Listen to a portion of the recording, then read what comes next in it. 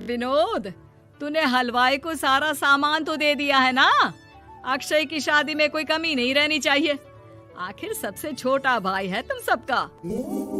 हाँ माँ, आप चिंता मत करो, मैं पूरा ध्यान रखूंगा। मंगल बेटा, तूने तो कहा था कि फूल का ऑर्डर दे दिया है, यहाँ तो फूल पहुँचे ही नहीं। अब क्या बहू की विदाई के बाद फूल आएंगे? माँ, मैंने अभी बात की है फूल वाले से, वो रास्ते में ही है। आप किशोर भैया से क्यों नहीं कहती कुछ करने को?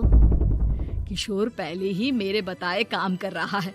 पास के सभी रिश्तेदारों और मोहल्ले वालों को कार्ड वही तो देकर आया था। रिसेप्शन के लिए हॉल भी उसी ने बुक किया था। टेंट कुर्सी वालों को भी तो वही देख रहा है। पर कई मोहल्ले वाले तो हमारे भरे पूरे परिवार से जलते भी हैं। उन्हें बुलाने की क्या जरूरत थी?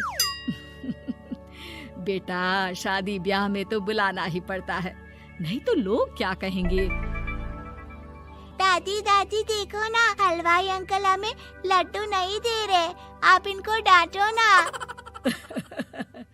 अरे चैन सुख दे देना बच्चों को लड्डू, क्यों तंग कर रहा है इन्हें? बीबी जी, मैं कहाँ मना कर रहा हूँ, लेकिन लड्डू बनते ही ये बच्चे उठा उठा कर खा लेते हैं। अरे मैं तो इन्हें थाल में रख के परोस भी नहीं पा रहा। भागो, अब कोल्ड ड्रिंक पीने चलते हैं। भागो भागो, अब कोल्ड ड्रिंक पीने चलते हैं। जैसे कि आप देख रहे हैं, आज इस घर के सबसे छोटे बेटे अक्षय की शादी है। घर में बहुत चहल पहल है।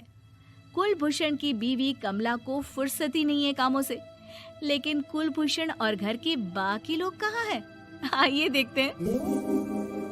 अजी, आप यहाँ आराम से बैठकर गाने सुन रहे हो और घर में अभी तक इतने काम बचे हैं करने को। अरे भाई, मेरे सबसे छोटे बेटे की शादी है, इसके बाद तो मैं अब चिंता मुक्त हो ही जाऊंगा।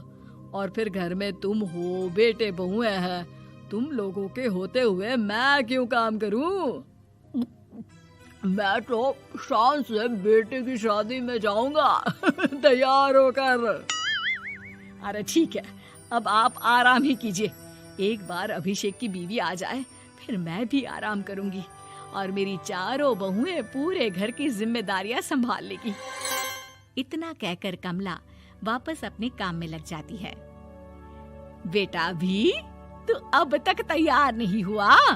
किससे बात कर रहा है फोन पर? तैयार कैसे हूँ? सैलून जाने से तो आपने मना किया है, क्योंकि मुझे हल्दी लग चुकी है। भाभीयों को देखो, सुबह से पार्लर में है। अक्षय की शादी हो जाती है और नंदिता बहू बनकर घर आ जाती है, लेकिन इस घर की खुशियों को मानो किसी की नजर लग गई थी। नंदिता के आने के बाद आए दिन घर की शांति भंग होती रहती। अपने माँ बाप की इकलौती बेटी को इतने बड़े परिवार की जिम्मेदारियां कहाँ संभालनी थी? अभी देखो ना, मेरे हाथों की मेहंदी भी अभी नहीं उतरी है और तुम्हारी मम्मी ने मुझे घर के कामों में लगा दिया। मैंने सोचा था कि घर की सबसे छोटी बहू होने के कारण मुझे सब पलकों पर बिठा के रखेंगे, पर यहाँ तो पलक झपकने की भी फुर्सत नहीं मिलती। देखो नंदू, शादी के पहले ही मेरे घर वालों ने तुम्हें और तुम्हारे पेरेंट्स को बता दिया था कि मैं जॉइंट फैमिली में रहता हूँ, तो फिर अब ये शिकायत क्यों? और फिर तुमसे पहले मेरी भाभी भी तो आई थी शादी करके, उन्होंने तो कभी कुछ नहीं कहा। नंदिता तब तो चुप हो जाती है, लेकिन ऐसा बहुत दिनों तक नहीं चलता। अरे नंदिता, माँ बाबूजी की दवाई का टाइम हो गया है, उन्हें दवाई दे आओ और उसके बाद सबके लिए नाश्ता बना देना। पर भाभी, मैं तो अभी अपना फेवरेट सीरियल देख रही हूँ, प्लीज मेरी जगह आप कर लो ना ये काम। ठीक है, मैं तेरी जगह माँ बाबूजी को दवाई दे आती हूँ और नाश्ता बना लेती हूँ। तू मेरी जगह पूरे घर की डस्टिंग करके 5 बच्चों को स्कूल के लिए तैयार करके भेज देना और दोपहर का खाना बनाने के बाद कपड़े धोकर सुखा देना। उसके बाद हम दोनों मिलकर बाजार जाकर सब्जी ले आएंगे, फिर डिनर की तैयारी कर लेंगे और उसके बाद बस भाभी, मैं माँ बाबूजी को दवाई देकर सबके लिए नाश्ता बना देती हूँ। हे भगवान, ये कहाँ लाकर फंसा दिया मुझे। मेरे घर में तो गिनती की 8 रोटियाँ और 2 सब्जी बनती थी और नाश्ता निपट जाता था। यहाँ तो रोटियों का ढेर और सब्जियाँ बड़े बड़े पतीलों में बनानी पड़ती है। नाश्ता बनते बनते लंच का टाइम हो जाता है और लंच बनते बनते डिनर का। अभी मुझ में तुम्हारे पूरे परिवार का नखरा उठाने की और ताकत नहीं बची। मैं ऐसे नहीं रह सकती। अरे तो क्या चाहती हो तुम? मुझे अलग रहना है बस। तो ठीक है, हम कल ही शिफ्ट हो जाएंगे किराए के घर में। इतना बड़ा घर होते हुए हम किराए पे क्यों रहेंगे? ना जी ना, घर में ही दीवार खड़ी करो अपने हिस्से के आगे। घर के साथ साथ घर की खुशियों में भी दीवार खींच जाती है। ऐसे ही कई महीने बीत जाते हैं और नंदिता माँ बन जाती है। बच्चे के आने से अभिषेक के कंधों पर खर्चों का बोझ आ पड़ता है। अभिषेक का बोझ कम करने के लिए नंदिता भी पार्ट टाइम जॉब कर लेती है, लेकिन इससे उसके सर पर नौकरी, घर और बच्चे की जिम्मेदारी बढ़ जाती है। नंदिता, ये क्या है? तुमने घर भी ठीक से साफ नहीं किया, ना ही मेरे कपड़े धुले हैं। चिंटू के बाल भी कटवाने जाना था, देखो उसके बाल कितने बढ़ गए हैं। अरे करती क्या हो पूरा दिन तुम? मैं करती क्या हूँ? तुम्हारा नाश्ता और लंच बनाने के बाद चिंटू को डे केयर सेंटर पर छोड़ कर आती हूँ, फिर खुद ऑफिस जाती हूँ। पूरा दिन काम करके आने के बाद बिना आराम किए बाजार से सब्जियाँ लेकर आती हूँ, घर आकर खाना बनाती हूँ, चिंटू को देखती हूँ और क्या करूँ मैं? तो किसने कहा था अपने सर पर इतने काम लेने को? मत जाओ ऑफिस। ऑफिस जाए बिना घर के खर्चे कहाँ से पूरे होंगे?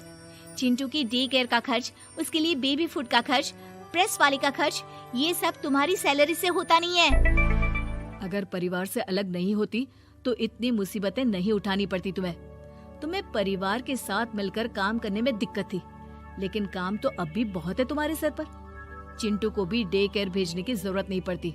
उसको गोद में खिलाने के लिए दादा दादी और घर के सभी बड़े होते। उसके साथ खेलने के लिए उसके भाई बहन भी होते। मेरे तीनों बड़े भाइयों के बच्चे भी बड़े हुए हैं, लेकिन बिना महंगा बेबी फूड खाए, क्योंकि मेरी माँ और भाभियाँ बहुत अच्छे से जानती है कि बच्चे को क्या खिलाना चाहिए। बिजली के बिल जैसे खर्चे भी सब मिलकर बांट लेते थे, लेकिन तुम्हें तो सबसे अलग रहने में ही मजा आता है, तो अब शिकायत क्यों करती हो? बस करो अभिषेक, बस करो। मैं मानती हूँ कि मैं गलत थी। मेरे एक गलत फैसले ने हमें बिल्कुल अकेला कर दिया है सबसे।